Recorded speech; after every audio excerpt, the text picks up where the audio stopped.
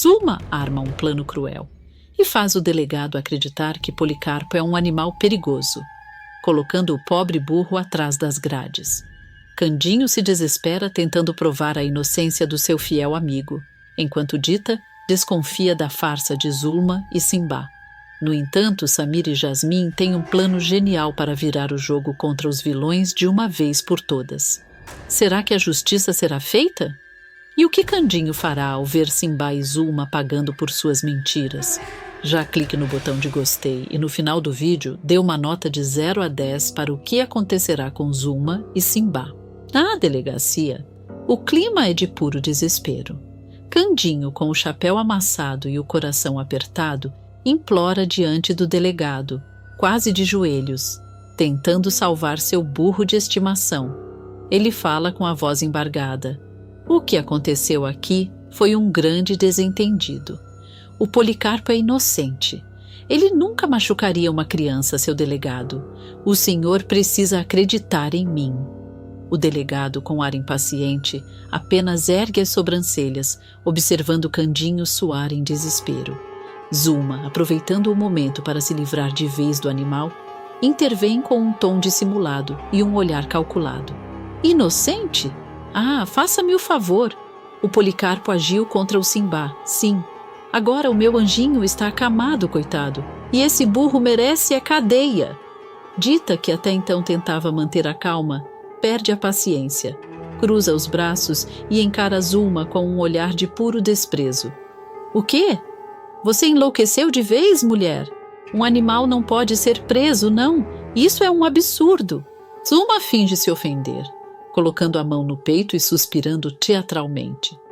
Mas antes que o delegado possa responder, a porta da sala se abre. Todos se voltam. Simbá entra mancando, apoiado em uma bengala, com o rosto abatido e uma maquiagem exagerada que o faz parecer uma alma penada. O menino fala com a voz trêmula, encenando um sofrimento digno de novela mexicana. Eu sou uma vítima. Se o Candinho não tivesse aparecido para me resgatar, eu não sei o que teria acontecido comigo. Dita arregala os olhos sem acreditar na cena. O delegado tenta disfarçar o riso, mas Zuma corre até o filho, fingindo preocupação. Viu, seu delegado? Viu com seus próprios olhos? Aquele animal é um perigo para a sociedade. Dita se aproxima devagar, observando os gestos forçados de Simbá. Fala num tom de desconfiança quase debochado. Tá estranho demais isso aí. O Policarpo nunca fez nada parecido. Esse menino tá mais para ator do que para vítima. Candinho, com os olhos marejados, segura o chapéu contra o peito. O Policarpo me disse que é inocente, que só se protegeu. Eu acredito nele, seu delegado. O delegado o encara com o semblante sério e dispara. Então o senhor está assumindo que o animal realmente agiu contra a criança? Candinho engole seco e arregala os olhos, sem saber o que dizer. A tensão toma conta da sala. Dita, impaciente, dá um passo à frente e fala com ironia. Não é só isso não, seu delegado. Olha para esse menino. Essa maquiagem aí tá pior do que a da menina do dancing. Zuma dá um grito e se coloca na frente de Simbá, teatral até o último fio de cabelo. Não ouse fazer insinuações contra o meu anjinho. Ele está sofrendo. O delegado suspira fundo, já sem paciência, enquanto Dita revira os olhos. Candinho, sem saber o que fazer, só pede baixinho, quase num sussurro. Por favor, seu delegado, não deixe prender o Policarpo. Ele é a única família que eu tenho. O delegado coça o queixo, tentando entender se aquilo tudo é mesmo um caso policial, ou apenas mais um espetáculo montado por Zuma e seu anjinho de Araque. O delegado, já cansado da discussão, bate a palma da mão sobre a mesa e impõe sua voz firme, cortando o ar da delegacia. Chega, já ouvi demais. Eu vou levar o animal para a cela, e ponto final. Candinho leva um susto, arregala os olhos e quase perde o equilíbrio. A voz lhe sai embargada, tremendo de desespero. O quê? O senhor não pode fazer isso. O Policarpo não é um criminoso. É um burro de estimação. O delegado, com um olhar frio e impassível, Ajeita o chapéu e rebate com arrogância. Posso sim, e vou. Já está mais do que claro que esse animal agiu contra uma criança indefesa. Isso mostra que ele não está apto para viver em sociedade. Candinho se desespera, tentando argumentar. O senhor está cometendo uma grande injustiça. Ele só se defendeu, não atacou ninguém. Mas o delegado nem se dá ao trabalho de responder. Chama 2 guardas e aponta em direção ao estábulo nos fundos da delegacia. Em poucos instantes, Policarpo é levado, cabisbaixo, como se entendesse a gravidade da situação. Candinho corre atrás, aos prantos, enquanto Dita, revoltada, acompanha a cena. O som do portão da cela se fechando ecoa pelo corredor, deixando o clima pesado e silencioso. Candinho se agarra nas grades, chorando feito criança. Eu prometo que vou te tirar daí, meu amigo. Custe o que custar. Dita o observa com o coração apertado, mas o olhar dela é firme. Murmura, desconfiada. Isso tudo tá cheirando a armação. Zuma e aquele menino estão escondendo alguma coisa. Enquanto isso, do lado de fora, o teatro de Zulma e o Pestinha do Simbá continua. Assim que ficam sozinhos, Simbá joga a bengala no chão e começa a andar normalmente. Zulma, nervosa, se aproxima rapidamente e sussurra, com raiva. Pega essa bengala de volta, menino. Vai que alguém vê você assim e estraga tudo. Simbá cruza os braços com um tom rebelde e cansado. Até quando eu tenho que continuar com essa farsa? Eu já tô cansado de fingir. Zuma o encara com um olhar frio e calculista e fala num tom venenoso. Não foi você mesmo que disse que odiava o Policarpo? Pois então ele tá tendo o que merece. E quanto à farsa, só vai acabar quando eu mandar. Simbá abaixa a cabeça, contrariado. Zuma ajeita o cabelo e solta um sorriso falso, satisfeita com a própria maldade. De volta à delegacia, Candinho permanece ajoelhado diante da cela, soluçando, enquanto Dita tenta consolá-lo. Candinho, levanta daí, homem. Não adianta se desesperar. A gente precisa pensar numa forma de tirar o Policarpo dessa enrascada. Candinho, ainda sem forças, passa a mão no rosto molhado de lágrimas e responde com a voz fraca. Eu não consigo pensar em nada, Dita. O delegado não acredita em mim. Disse que eu sou doido por achar que consigo entender o Policarpo. Mas ele me contou o que aconteceu, eu juro. Dita se aproxima, o olha nos olhos e fala com firmeza. Então a gente vai ter que provar. De um jeito ou de outro, essa história vai ter que ser desmascarada. Candinho respira fundo, enxuga as lágrimas e encara a cela com determinação renovada. Eu só quero que o meu amigo seja livre. Ele não merece pagar por um crime que não cometeu. E enquanto a dor e a esperança se misturam no olhar de Candinho, um herói inesperado, ainda oculto entre as sombras daquela pequena cidade, se prepara para descobrir a verdade por trás da farsa de Zuma e Simbá. O destino de Policarpo está prestes a mudar. A notícia do aprisionamento de Policarpo corre pela cidade como fósforo em palha seca. No orfanato, a revolta vira decisão. Samir, Jasmin, Aladim e o grupo resolvem ir até a casa de Candinho, não para pedir, mas para confrontar. Andam em bando, com o passo decidido e o olhar endurecido. Ninguém ali aceita ver um amigo preso por uma armação. Ao chegarem, a porta se abre antes que toquem. Zuma aparece, toda pompa e falsidade, e solta a ordem como quem espanta moscas. O que estão fazendo aqui? Voltem agora mesmo para o orfanato. Samir, sem tirar o chapéu, responde com calma cortante. Viemos ver como anda a saúde do nosso vizinho. Também queremos saber por que o Policarpo está naquele lugar horrível. O que ele fez com você para merecer isso? Zuma troca um sorriso de crocodilo e face de ofendida, mas é Simbá quem perde a máscara. Levanta o queixo e com sarcasmo óbvio declara: porque eu odeio aquele animal. Odeio que todos tratem ele como se fosse importante, como se eu não valesse nada. Eu mereço mais que ele, pronto. Jasmin pisa firme, gargalhando de desprezo. Eu sabia! Tá na cara que você tá fingindo. E continua. Não tá doente coisa nenhuma. Isso é atuação, Simba. Péssima por sinal. Zuma, logo recobrando a compostura, aponta o dedo e tenta intimidar. E quem é que vai acreditar em vocês? Quem vai ouvir um bando de crianças ou uma senhorita respeitável feito eu? Aladim, de peito estufado, rebate com ironia perfeita. As mesmas pessoas que acreditaram que o Simba era a vítima ontem, as mesmas que fecharam os olhos agora, só que a verdade sempre encontra passagem. O rosto de Simba empalidece por um segundo, depois inflama-se em raiva. Pois podem tentar, rosna ele. Mas vocês são só um bando de invejosos que não aguentam me ver nessa mansão. Vou ficar aqui, e o Policarpo que se dane.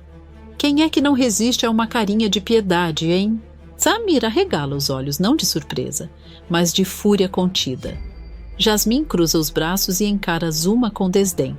A vilã, percebendo que a situação pode virar contra ela, joga a última cartada de autoridade. Agora chega. Saiam daqui. As crianças se entreolham, não recuam. Samir dá um passo à frente, a voz baixa e firme. Não vamos sair sem provas. Não vamos deixar que um inocente pague por uma mentira. Zuma faz um gesto de quem suspira pelo incômodo e fecha a porta com um estalo seco. Mas do outro lado, os olhos das crianças brilham de determinação. A partida não é um recuo, é um recado. Eles voltam com um plano, e dessa vez, ninguém os cala. Enquanto caminham pelas ruas, as crianças seguem amassadas em pequenos grupos, com o passo acelerado e o olhar fixo na casa do Candinho. Jasmim cruza os braços e dispara com indignação contida. A gente não pode deixar que o Simba continue a mentir. Isso é covardia com quem a gente ama. Aladim, sempre prático, balança a cabeça e pergunta, meio descrente: mas o que a gente pode fazer? Ele vai repetir a mesma história de sempre. Tô doente, a galera tem inveja e pronto. Sem prova, ninguém dá ouvidos. Samir fica pensativo, mordendo o canto do lábio, e observa o movimento da cidade como se coletasse pistas no ar. Um brilho de travessura invade os olhos dele e ele solta, baixinho, com ar de segredo: espera. Eu acho que sei o que a gente pode fazer. Vem, precisamos ir num lugar. O caminho até a delegacia é curto, mas os passos parecem longos. No trajeto, Jasmim insiste, desconfiada. Você tem alguma certeza disso? Não vai ser outra ideia mirabolante que só dá problema? Pode confiar, retruca Samir com um sorriso dissimulado. Só confie. Ao chegarem à delegacia, a postura muda. Crianças com roupas simples, caras de quem já enfrentou tempestade e um propósito. Candinho, que estava ali desde cedo, arregala os olhos ao ver o bando entrar. O que vocês vieram fazer aqui? Pergunta, aflito e esperançoso. Samir olha para ele com firmeza e responde, como se declamasse uma promessa. A gente descobriu o que aconteceu com o Policarpo. A gente sabe que ele é inocente. Fica em silêncio, Candinho. Ele ordena com jeitinho, e há ali um comando que vem do coração. O delegado, atento e cético, ele não parece convencido afinal, já ouviu muitas versões. Jasmim abre a boca para explicar, mas Samir a interrompe com um gesto e um sorriso de menino arteiro. Coitado, né? Bom, eu preciso ir ao banheiro. O delegado olha confuso. Candinho observa, ansioso. Samir dá um passo, pisca para Jasmim o sinal combinado e some pela porta. Antes que alguém perceba, ele reaparece, agora na sala do delegado, com o ar de quem vai causar estrondo. Eu preciso conversar com o senhor, diz, posando a voz com coragem. O delegado, franzindo o senho, logo solta a resposta protocolar. Mas o que é isso? Eu não converso com crianças. Tenho trabalho sério. Samir, sem perder a calma, rebate com uma ponta de sarcasmo e verdade crua. Pois, pelo visto, o senhor anda acreditando em uma criança e acusando um animal inocente. O silêncio corta a sala, O delegado, pego de surpresa, endurece a expressão e pergunta, desconfiado: como é que é? Está questionando o meu trabalho, rapaz? Samir inclina a cabeça, olhos firmes, e responde com humildade e insolência ao mesmo tempo: não quero questionar, só quero mostrar a verdade, nada além disso. O chefe pisa o chão, pensativo, e joga a cartada que deveria encerrar o caso. E tem prova do que está dizendo? Samir abre um sorriso maroto, daqueles que anunciam uma travessura bem pensada, e fala confiante: não tenho prova agora, mas sei como conseguir. Só que, para isso, o senhor vai ter que confiar em mim. Há na sala um estalo de curiosidade.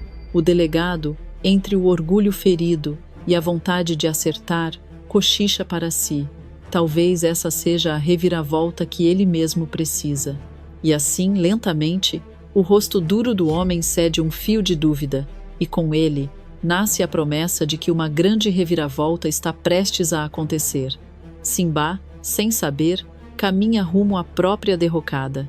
O clima está tenso quando o delegado, acompanhado de Samir e Jasmim, se aproxima da casa de Candinho. Cada passo marca a gravidade do que vai acontecer.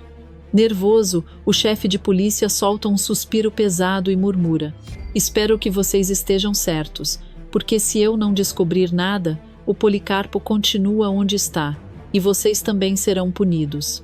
Samir, confiante, ergue o queixo e responde com firmeza: nós estamos certos. Agora fique aqui. Eu vou fazer a minha parte. Um brilho travesso percorre seus olhos, mostrando que ele já tem um plano em mente. Ao entrar na sala, o ambiente está silencioso demais. Simba se encontra encostado no sofá, com sua maquiagem borrada e um ar de falsa superioridade. Zuma, sempre nervosa, ajeita cada detalhe, como se a própria aparência do filho fosse a chave de todo o segredo. Ao ver Samir, ela arregala os olhos. O que está fazendo aqui? Pergunta, tentando soar firme, mas a voz treme, traindo seu medo. Samir, sem se intimidar, responde com um sorriso calculado: eu vim dizer que resolvi ficar do lado de vocês. O tom da fala é irônico, como se desafiasse a confiança do vilão sem levantar suspeitas demais. Simba franze o senho, desconfiado. E quem disse que eu confio em você? A voz carrega sarcasmo, típica de quem se sente superior, mas revela um leve nervosismo. Bom, retruca Samir, com a calma de quem controla a situação enquanto decide isso, é melhor você refazer essa maquiagem.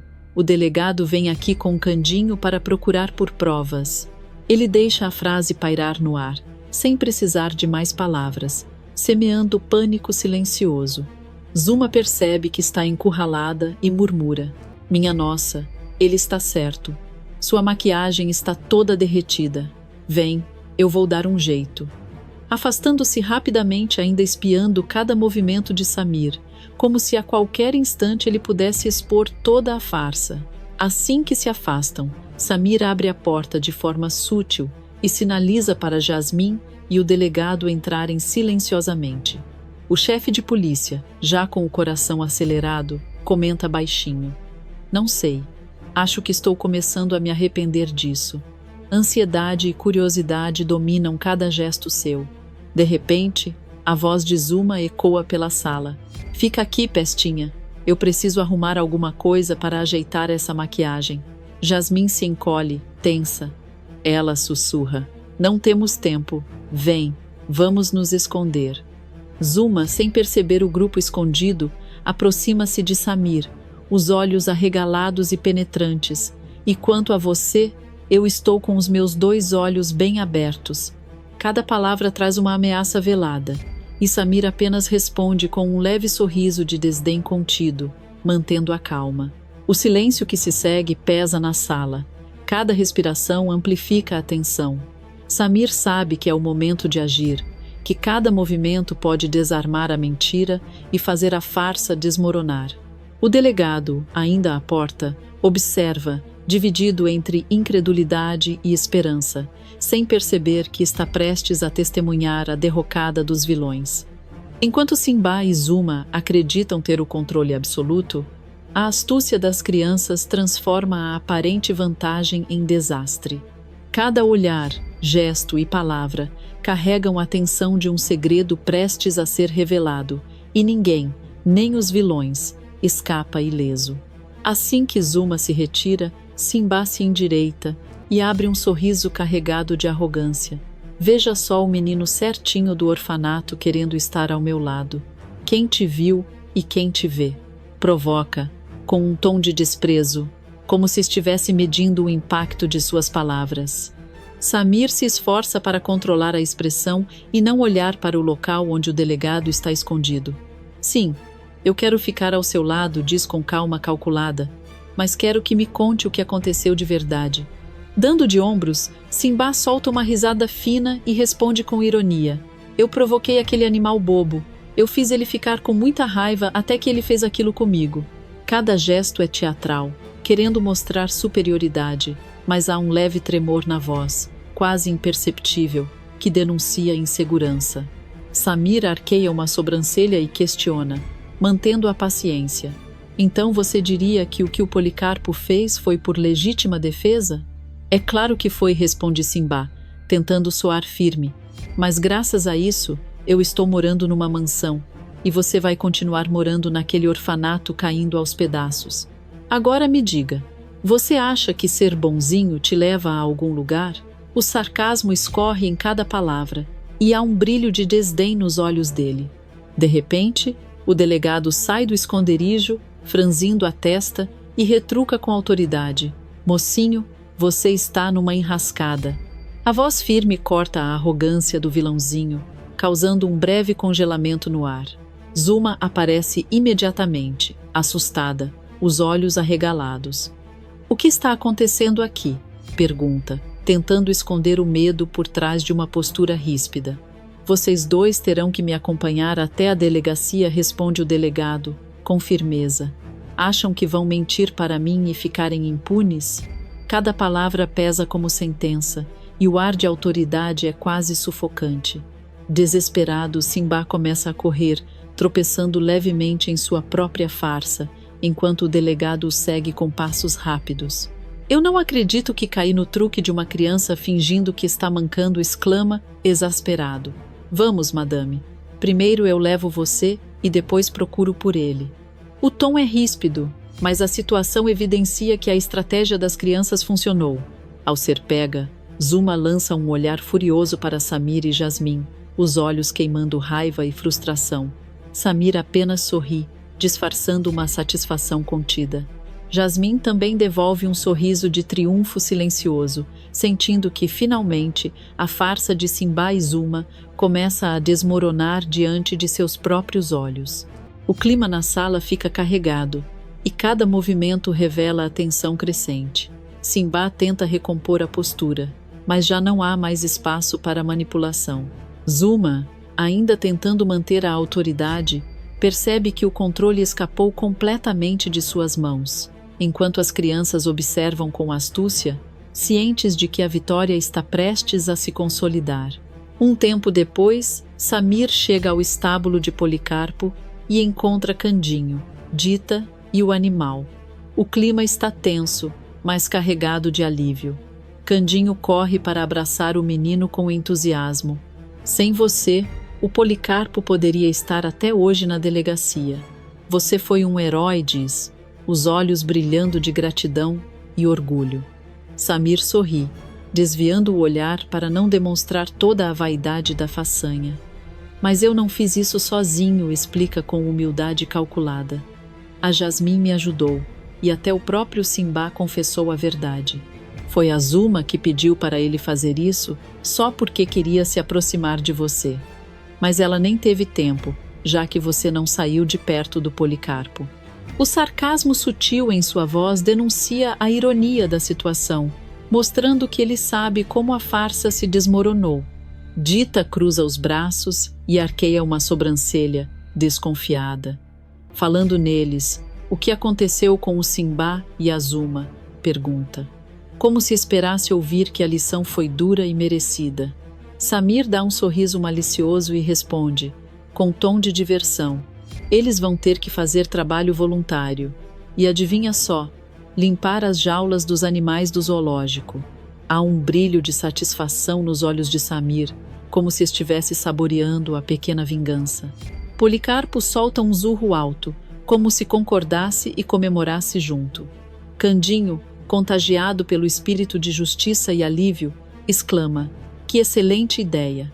Ele olha para Dita e Samir, os olhos cintilando. "Dita, Samir, vamos para o zoológico ver esses dois trabalhando." A empolgação de Candinho contrasta com a consciência da lição que Simba e Zuma estão prestes a aprender. Dita, ainda com um leve tom de sarcasmo, comenta: "Aposto que eles não vão saber nem por onde começar. Limpando o cocô de animais, finalmente vão sentir na pele o que é ser responsável." Samir dá um risinho contido, compartilhando o prazer silencioso da revanche justa. Enquanto isso, Policarpo se aproxima de Samir e Candinho, esfregando o focinho em suas mãos, como se agradecesse de forma silenciosa.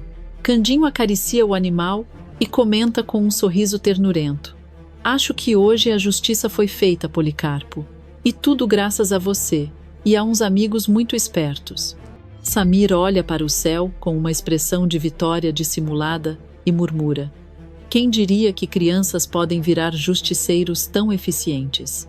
Ele pisca para Dita, que retribui com um sorriso cúmplice, sabendo que o pior já passou e que Simba e Zuma terão que aprender a lição do jeito mais duro possível.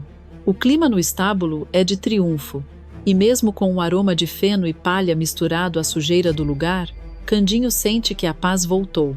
Policarpo relincha novamente, e o som parece uma risada de comemoração. O futuro agora se apresenta mais leve, com a certeza de que a justiça, mesmo que às vezes inesperada, encontra seu caminho. Sandra, com um olhar malicioso, coloca o irmão contra a parede, exigindo que ele recupere as joias, ameaçando expor um terrível segredo que ele vem escondendo há anos. "Ah, Celso, meu irmãozinho." Ela o interrompe, aproximando-se mais com um sorriso frio e calculado. "Você pode fingir que sente raiva. Pode dizer que quer me denunciar, que me acha um monstro. Mas no fundo você me ama. Sempre amou." Ele desvia o olhar, confuso entre o que sente e o que deveria sentir. "Você não sabe do que está falando." "Sei, sim." Sandra fala com voz mansa, quase doce, mas o veneno está ali, escondido em cada sílaba. "Você pode até tentar me odiar, mas não consegue. Eu sou o seu espelho, Celso. E o espelho, por mais que se quebre, sempre reflete a verdade." O silêncio se instala novamente. Celso dá um passo para trás, tentando se recompor, enquanto Sandra, com aquele mesmo sorriso enigmático, se encosta na parede como se tivesse todo o tempo do mundo. A tensão paira no ar. Ele não sabe se deve abraçá-la ou expulsá-la dali. Ela apenas o observa, satisfeita, como quem já venceu a guerra antes mesmo de começar. Celso ainda tenta recuperar o fôlego da surpresa quando fala. Olhos rasos d'água e voz que treme mais do que queria admitir. "É claro que eu te amo. Você é sangue do meu sangue. Eu nunca escondi isso. Mas olha o que você fez com a Dita. O que você ia fazer com o Candinho? Acha que isso é certo? Que eu tenho que ficar passando a mão na sua cabeça como se nada tivesse acontecido?" Sandra solta um riso contido, um som seco e cortante. Revirando os olhos, ela responde com a calma de quem já calculou cada movimento. "Ora, Celso, não me venha com moralismo barato agora. Você fez e faz coisas muito piores. Ou devo te lembrar de uma coisinha inconveniente? Você sabe muito bem onde está o filho do Candinho. E o mais patético é que, enquanto enxuga as lágrimas do caipira, você esconde o menino como se fosse um troféu sujo." A acusação cai na sala como uma pedra. Celso empalidece. A negação tenta nascer na sua boca, mas a voz não vem.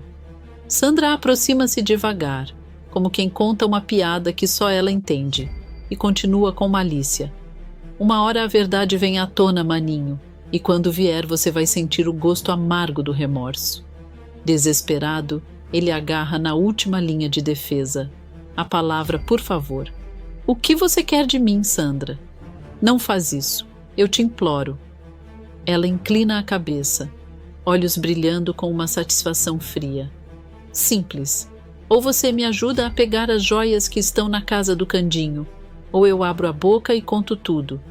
Conto que você, o homem que ele chama de amigo, foi quem escondeu o filho dele num orfanato de quinta, sujo, longe, para que o herdeiro não atrapalhasse seus planos. Celso sente o chão sumir. A chantagem tem cheiro de pólvora. É certa, é direta. E o tom com que ela diz orfanato de quinta é um tapa na cara. Ele tenta argumentar, gagueja. Eu mudei. Eu não queria que Samir fosse herdeiro. Eu tive medo, eu pensei. Sandra corta com um sorriso venenoso, quase maternal. Medo? Sempre tão covarde, meu caro. Você já fez escolhas por cansaço, por ambição, por covardia. Agora vai aprender o preço. Você tem até a noite para me entregar as joias. Ela recua alguns passos, deixando-o com a sentença no ar. Celso observa a irmã, dividido entre o remorso e a urgência de consertar. A desconfiança que antes o corroía, agora vira pânico.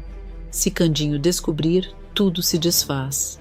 E Sandra, calculista, sabe exatamente onde apertar. O relógio na parede volta a marcar cada segundo como uma contagem regressiva para o desastre. Celso permanece imóvel na sala, o rosto pálido, o suor frio escorrendo pela testa. A revelação de Sandra o deixa em pedaços. Ele tenta entender em que ponto se perdeu, mas a voz dela ainda ecoa em sua cabeça como um sussurro venenoso. Ou me ajuda, ou eu conto tudo pro Candinho. O peso do segredo o consome. Ele se senta, passa as mãos pelo rosto e pensa que, se Sandra abrir a boca, sua vida acaba ali mesmo. Enquanto isso, em outra parte da cidade, a noite cai tranquila e Dita repousa com a cabeça no ombro de Candinho. Assim que Estela voltar, pois eu sinto que ela vai voltar. Eu prometo que volto a morar com você na mansão. É que agora a Anabela está precisando de mim aqui morando mais ela. Candinho dá um sorriso tímido e os dois serenos, acreditando que enfim terão paz.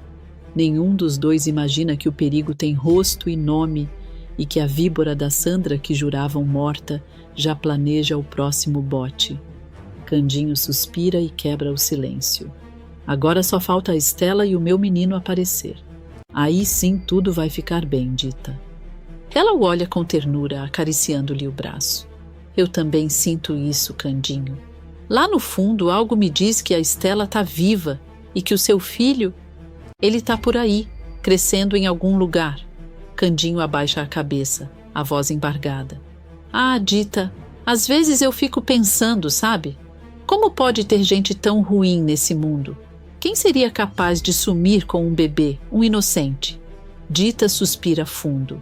O olhar, que antes era doce, agora se torna pensativo, carregado de algo que ela mesma tenta entender. Uma hora a verdade vem à tona, Candinho, mas tem uma coisa que sempre me deixou encucada nessa história. Ele franze o senho, curioso. Que coisa, Dita? Ela hesita, medindo as palavras com cuidado. Para um bebê sumir assim, sem deixar nem rastro, é porque teve gente de dentro, gente próxima, que sabia de tudo. Alguém da sua confiança. Candinho a encara, o semblante sério. Tá querendo dizer o quê, mulher? Que tem alguém fingindo ser meu amigo e passando as pernas em mim? Eu não tô afirmando nada, responde Dita, num tom sereno, mas com aquele olhar que carrega desconfiança. Só tô dizendo que na vida nem tudo é o que parece. Às vezes o inimigo senta na nossa mesa, come do nosso pão e ainda jura lealdade. Candinho balança a cabeça, inconformado. Não é possível. Quem faria uma coisa dessas comigo? Alguém que tinha algo a ganhar com isso, Candinho. Dita aberta a mão dele com firmeza. Se você quer mesmo encontrar o seu filho, vai ter que abrir o olho, desconfiar de todo mundo que sabia da gravidez da sua mulher, de quem estava perto quando ela deu à luz. O silêncio que segue é pesado. Candinho sente o peito apertar, a mente girar. Ele tenta se lembrar de quem estava por perto naquele tempo. Celso. Ele era o mais próximo, mas prefere não acreditar. É duro, Dita. Pensar que alguém podia ter feito isso comigo. Ela sorri triste. Eu sei, meu bem. Mas o destino não deixa nada escondido para sempre. E se depender de mim, a gente vai descobrir o paradeiro desse menino, nem que seja a última coisa que eu faça. Candinho a abraça, buscando conforto, sem perceber que o que Dita chama de pressentimento é, na verdade, o prenúncio da tempestade que vem aí. Porque, enquanto eles fazem promessas à luz fraca da lamparina, Sandra se prepara para usar o segredo mais sujo contra Celso. O mesmo segredo que pode destruir a confiança de Candinho de uma vez por todas. A noite termina silenciosa, mas o clima já mudou. O amor e a esperança dividem espaço com a desconfiança que nasce em Dita. E quando essa mulher começa a farejar mentira, ninguém escapa ileso. Celso sente o peso da noite como se uma laje estivesse sobre o peito. Ele respira curto, as mãos tremem, e quando volta a olhar para Sandra, não encontra irmã nenhuma, só uma pessoa capaz de tudo para conseguir o que quer. Você não entende, Sandra, ele tenta, voz trêmula, buscando um último resquício de humanidade na mulher à sua frente. Se o Candinho souber disso, ele nunca vai me perdoar, nunca. Sandra sorri, mas é um sorriso sem calor, quase uma advertência. Revirando os olhos com aquela pose de quem já ganhou a rodada, responde com um tom que mistura desdém e prazer pelo dano alheio. Problema seu, Celso. Se tivesse me ajudado a pôr as mãos nas joias antes, não estaríamos nesse impasse. Eu não precisaria me fingir de morta, não teria arriscado a pele. E você não estaria com o pé enfiado numa lama que fede a cadeia. Celso empalidece, tenta argumentar, buscar um refúgio entre as justificativas, mas as palavras escorregam como óleo no tecido da culpa. Eu mudei. Não mereço. Sua voz quebra. Sandra aproxima-se com passos medidos. Mudar? Que belo e cômodo verbo para quem já colheu mais do que semeou. Olha para você, tremendo por medo do próprio reflexo. Ela encosta a mão no ombro dele, gesto quase íntimo, calculado para atormentar. Ou me ajuda a pegar as joias da casa do Candinho, ou eu abro a boca e conto tudo. Simples assim. Pense bem. Você vai perder o que tem ou vai perder a liberdade? E a diferença entre essas perdas é que uma dói mais no orgulho e a outra no corpo. Celso a empurra, num ímpeto de desespero que logo se converte em culpa. Sandra, por favor, não faça, implora. Eu não queria que Samir sofresse. Eu pensei que escondendo, eu evitava mais dor. Ela finge surpresa, com uma risada curta, sarcástica. Que nobre pensamento, irmão. Proteger o menino tirando-o do pai. Uma filantropia curiosa. Você devia ter pensado no que é certo, não no que te dá vantagem. Sandra já não disfarça o prazer de ver o irmão ajoelhado diante do dilema. Com voz serena, quase maternal, dita os termos. Você tem até o fim da noite.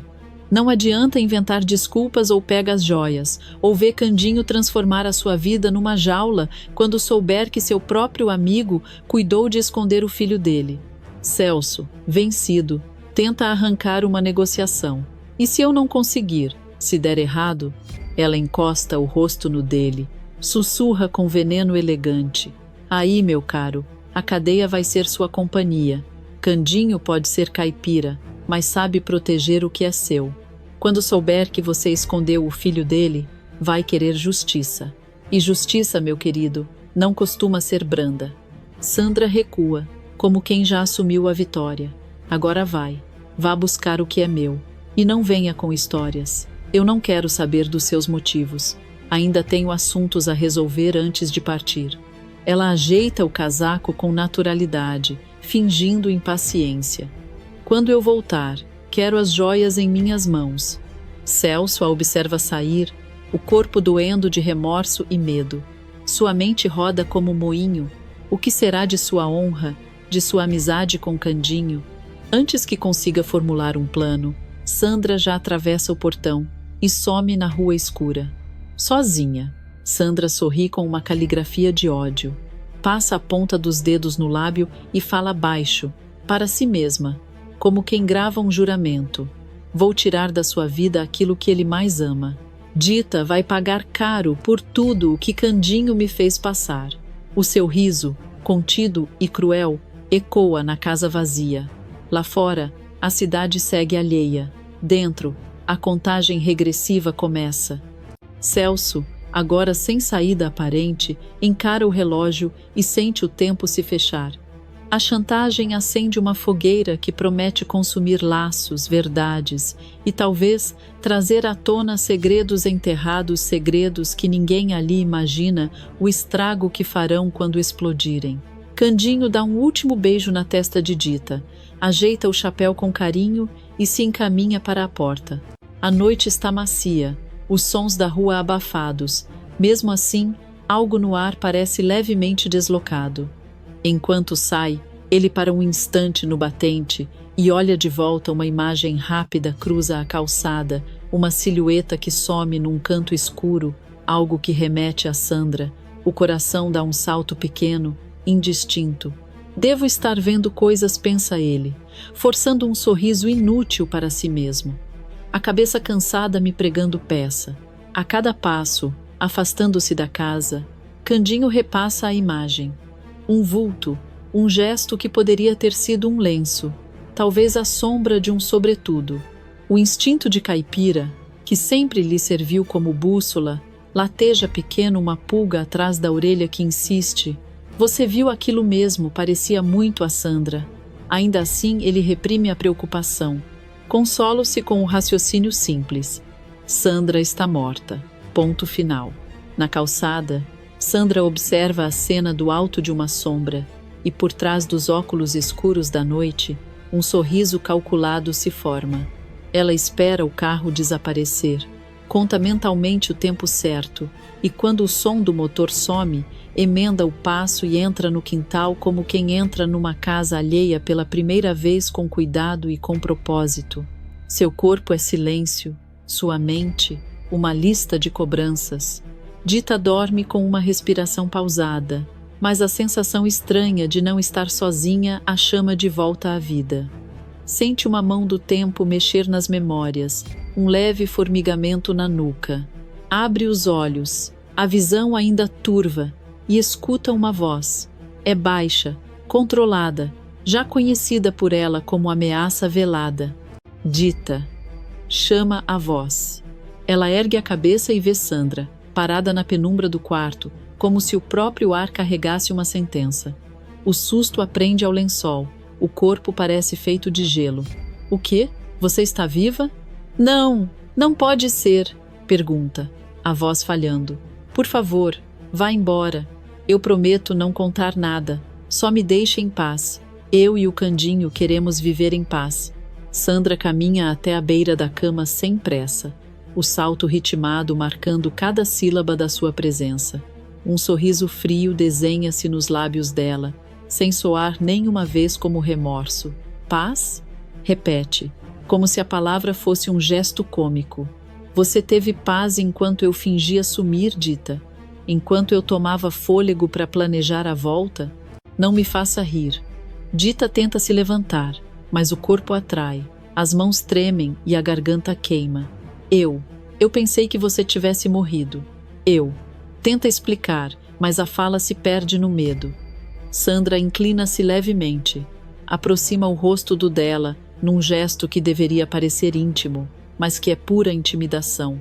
Se você não tivesse aparecido na casa do Candinho naquela noite, talvez nada disso estivesse acontecendo agora, diz, e cada palavra é um cutucar de faca. Mas o destino, querida Dita, tem um senso de humor cruel, porque graças a você, minha vingança vai ser maior, muito maior. Dita sente as palavras como um nó apertando o peito. Por favor, Sandra, o que você quer? O que eu fiz para merecer isso? Pergunta, quase implorando. Sandra solta um riso seco, sem alegria. Você sabe o que eu quero. Eu quero que você sinta o mesmo medo que eu senti por anos. Eu quero que veja o Candinho perder o que mais ama. E se na primeira vez eu falhei, agora eu não vou errar. Não mais. Há uma maldade serena na certeza com que ela fala. Nenhuma pressa em agir, porque já arquitetou cada etapa. Dita encolhe-se na cama, o rosto molhado, enquanto Sandra, parada no limiar do quarto, esconde por trás de um gesto quase maternal a própria ferocidade. Lá fora, na rua, Candinho caminha despreocupado, sem desconfiar que naquela mesma hora, a vida que ele construiu com Dita foi invadida por uma sombra capaz de transformar carinho em ruína. Dentro da casa, o sussurro de Sandra é a nova sentença. Ela prometeu não errar, e por trás da promessa há um plano meticuloso que ainda vai explodir como bomba no coração de Candinho e de todos que amam Dita. Candinho chega em casa ainda com o pensamento inquieto. A sensação de ter visto Sandra rondando a casa de Dita não sai da cabeça dele. O caipira empurra a porta, mas o que vê o deixa em alerta. Celso está ajoelhado diante do cofre, com as mãos trêmulas remexendo nas joias de família. Por um instante, o tempo parece parar. O olhar de Candinho se torna duro, de incredulidade. "O que você está fazendo aí, Celso?" pergunta ele, a voz embargada pela mistura de raiva e decepção. Celso se vira, o rosto pálido como cera. Tenta sorrir, tenta disfarçar, mas o nervosismo o entrega. Eu posso explicar." "Explicar o quê? Que tá me roubando?" retruca Candinho, avançando um passo. "Fala logo, homem." Celso engole em seco, sabe que a mentira não vai colar. Fecha os olhos, respira fundo e desaba. "Sandra me obrigou. Ela tá viva, Candinho. Ela me ameaçou, disse que se eu não pegasse as joias para ela, ia acabar comigo." O chão parece sumir sob os pés de Candinho. "O quê?" ele pergunta chocado. "Sandra viva?" Celso confirma com um aceno, visivelmente abalado. "Eu não tive escolha. Ela apareceu de repente, me encurralou. Disse que se eu não ajudasse, contaria um segredo que destruiria tudo entre a gente." Candinho aperta os punhos. O sangue ferve. "Que segredo é esse, Celso? Que mais você está escondendo de mim?" Celso abaixa a cabeça, o olhar fugindo como quem se envergonha do próprio reflexo. "Eu não posso te dizer." "Não pode?" explode Candinho. "Depois de tudo, ainda tem coragem de esconder coisa de mim?" Celso se desespera. "Eu juro, não é o que você está pensando. Eu me arrependo, mas eu tive medo, Candinho. Medo de perder você, medo de perder tudo." Candinho, já em fúria, começa a juntar as peças. Eu sabia que vi Sandra na casa de Dita. Eu tenho que ir para lá agora." E sai às pressas, deixando Celso sem tempo para reagir. Celso o segue, aflito. Espera, não vai sozinho. Mas Candinho já está na rua, determinado, o coração acelerado, tomado pela ideia de proteger Dita. Pouco depois, eles chegam juntos à casa da moça. A porta está entreaberta, o clima no ar é denso. Quando entram, a cena é desesperadora. Sandra está diante de Dita, e a tensão no ar é cortante. Sandra se vira, furiosa ao ver Celso entrando com Candinho. Você me enganou", grita ela, tomada pela fúria. "Era para você ter seguido o plano, seu imprestável." Celso tenta manter a calma, mas a voz sai trêmula. "Eu digo e repito, eu te amo, Sandra, mas isso não quer dizer que eu vou aceitar o que você fez." Sandra ri com sarcasmo e veneno. "Amor? Que tipo de amor é esse que me entrega na frente do caipira? Pois então fala, Celso. Conta pra ele o que você fez. Conta tudo." Celso empalidece. "Sandra, não faz isso." "Fala", ela grita, histérica. "Conta pra ele que o filho que ele procura, o filho que ele chora, o menino Samir, nunca sumiu. Que foi você, Celso, quem o escondeu." Candinho arregala os olhos, o corpo inteiro paralisado. "O que você está dizendo?" murmura ele, a voz quebrada. Celso tenta se explicar, mas as palavras tropeçam. "Eu ajudei a esconder o menino. Foi a ganância, Candinho. Eu não queria que Samir fosse o herdeiro da fortuna. Eu coloquei o garoto num orfanato." O desuma. O silêncio que se segue é cruel. Candinho parece perder o ar. "O Samir? O menino Samir?" ele pergunta, como quem não quer acreditar. "Aquele que sempre foi bom comigo. Meu próprio filho?" Celso tenta se aproximar, com os olhos marejados. "Eu mudei, Candinho. Eu não sou mais aquele homem. Eu me arrependo de tudo. Me perdoa, por favor. Candinho recua, ferido. Se tivesse mudado mesmo, teria me contado antes. Teria confiado em mim, Celso. Mas preferiu deixar eu sofrer, achando que meu filho tinha morrido. Celso cai de joelhos, o desespero estampado no rosto. Eu tinha medo. Medo de você nunca mais olhar na minha cara. Nesse instante, o barulho da sirene corta o silêncio. O delegado entra com os policiais e avança até Sandra. Ela ainda tenta resistir, mas é contida.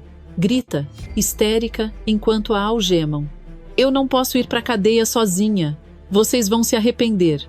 Candinho segura Dita, que chora aliviada. O caipira emocionado murmura. Agora a verdade veio à tona, Dita. Agora eu vou atrás do meu filho. Ela o abraça forte, com ternura e esperança. É isso que a gente tem que fazer, Candinho. Vamos contar tudo para o Samir. Ele precisa saber quem é o pai dele. Candinho, com os olhos marejados, balança a cabeça em concordância. O rosto cansado, mas com um brilho novo, o de quem, enfim, tem um motivo para recomeçar. Enquanto o casal se abraça, Celso fica parado, observando de longe. O remorso o devora em silêncio. Ele entende que perdeu tudo: o respeito do primo, a amizade e o perdão que jamais voltará. E ali, no meio da sala, o peso da verdade cai sobre todos, encerrando um ciclo de mentiras que custou caro demais. E a pergunta que paira no ar: será que Candinho deve perdoar Celso?